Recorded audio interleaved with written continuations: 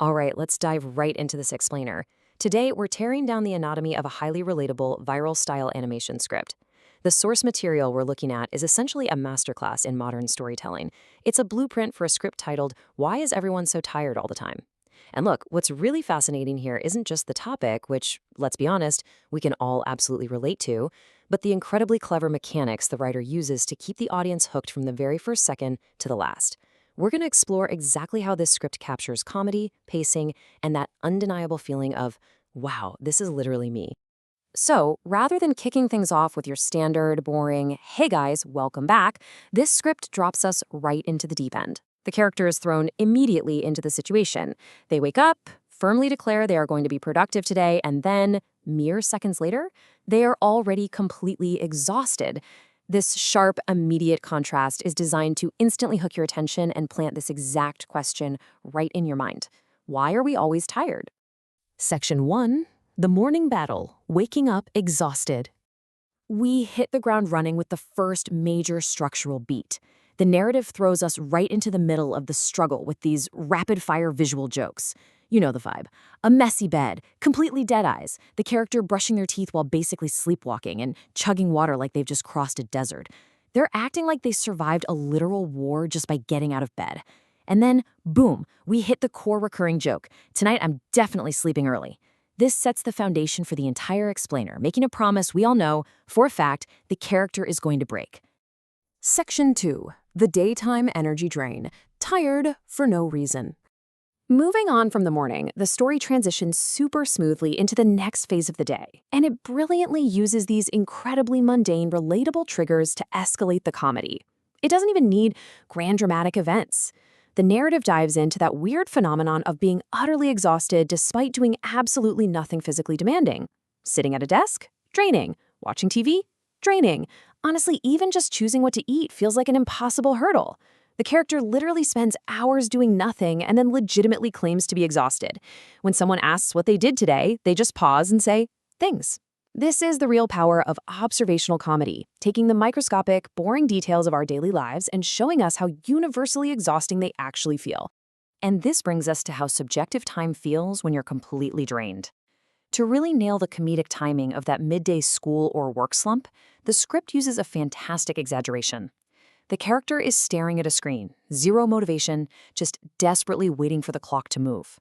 They look at the time, totally convinced that hours upon hours have dragged by in this purgatory, but it's only been exactly 7 minutes. It's a fast, sharp visual gag that perfectly captures that feeling of being totally trapped in the midday slump. Section 3. The coffee illusion, the temporary superpower. Okay, so how do we combat this? Well, caffeine, obviously. But it's introduced here not just as a drink, but as a magical power-up, which requires a massive shift in pacing. Before coffee, the character is slow, practically lifeless. But after coffee, they're ridiculously energetic. Suddenly they're convinced they can finish all their work, deep clean the house, learn a brand new skill, and basically fix their entire life. The humor totally stems from this delusional exaggeration of energy, because, as we all know, there's an inevitable rapid crash right back to that lifeless state. It proves a brilliant punchline. Coffee doesn't actually solve the problem of exhaustion, it just borrows energy from tomorrow. Section 4. The weekend paradox. High hopes to zero output. So, having barely survived the work week on that borrowed energy, the narrative shifts to an absurdly ambitious Friday night plan. The character is dead set that this weekend is going to be different. They're going to wake up early, exercise, clean, read, learn something new, go outside, meet friends, just become an absolute productivity machine. But this massive list of expectations, it's instantly undercut on Saturday morning. The character wakes up late, takes one look at this exhausting schedule, looks back at their cozy bed, and just gets right back in, muttering, I deserve rest. And poof, the entire weekend disappears in a flash. By Sunday evening, they're left wondering where the time even went. It's just a perfect encapsulation of how our desire to be productive is in this constant battle with our profound need to just recover. Section 5. The 3 a.m. problem. The brain awakes. This endless cycle of failure brings us to Sunday night, which leads into what is probably the funniest part of the whole story. The recurring joke makes its triumphant return. The character gets into bed, turns off the lights, and proudly declares, tonight I'm actually going to sleep early. This is a masterstroke in pacing, right? Because it sets up this moment of false hope. We get silence, we think, okay, finally, they're going to get some rest. But nope, this quiet moment exists solely to introduce a chaotic, extremely unhelpful new character, the brain. Right as the character tries to drift off, the brain activates and starts bombarding them with escalating absurdities. It's total chaos. The brain forces the character to relive some incredibly embarrassing moment from 6 years ago. It brings up weird questions, random conversations, unfinished tasks, and completely imaginary arguments. The dialogue flow is perfect here. The brain asks if they remember that embarrassing thing. The character says no, and the brain replies, "Great, let's think about it for the next 3 hours." It brilliantly demonstrates the rule of continuous, hilarious escalation, literally turning the character's own mind into their biggest enemy. Section 6. The exhaustion cycle. The inescapable loop. So, what's the grand result of all this? The script visualizes modern fatigue as a never-ending time loop. Let's walk through it together. You wake up tired, you drink coffee to borrow energy, you slog through work, you desperately wait for the weekend, you do nothing on the weekend, your brain keeps you awake late at night, and then you repeat the whole thing. By visually mapping this out step by step, the viewer feels exactly how trapped the character is. We get a montage of all these ridiculous failed solutions the character tries just to break the loop. Sleeping with 15 pillows, buying a giant alarm clock, putting their phone on the other side of the room, and every single attempt fails in a hilariously relatable way. Now, pay attention because the crucial point happens right here. After all that escalating comedy, there's a sudden, sharp pacing shift. The script hits the brakes on the jokes just for a second to deliver a small, genuine moment of truth.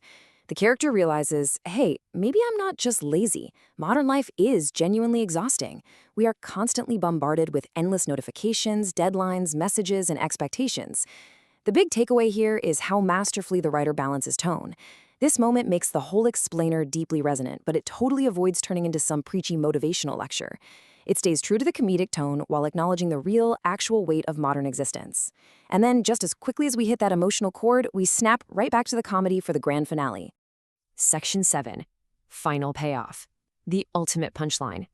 The character makes one last, absolutely perfect attempt at sleep. The phone is put away, the lights are off, the bed is insanely comfortable. Pure silence. The recurring joke is stated with absolute finality. Tonight, I'm sleeping early. But right as they close their eyes, the brain pops up one last time for the ultimate disruption. The brain says, "One question." The character sighs, "What?" And the brain drops this completely useless piece of trivia. What if penguins have knees? 3:14 a.m. The explainer ends on this masterful visual punchline. The character is just staring, wide awake, into the darkness, completely defeated by the pure absurdity of their own thoughts. They look right at the viewer and whisper one single word: tomorrow. It's the final nail in the coffin. It proves just how inescapable this entire cycle of exhaustion really is. As we close the book on the mechanics of relatable storytelling, it's pretty clear why this formula is so incredibly effective. It uses continuous escalation, sharp visual gags, and universally shared frustrations to completely hold our attention. But beyond all that, it really holds up a mirror to our own daily habits. It leaves us with this final provocative thought.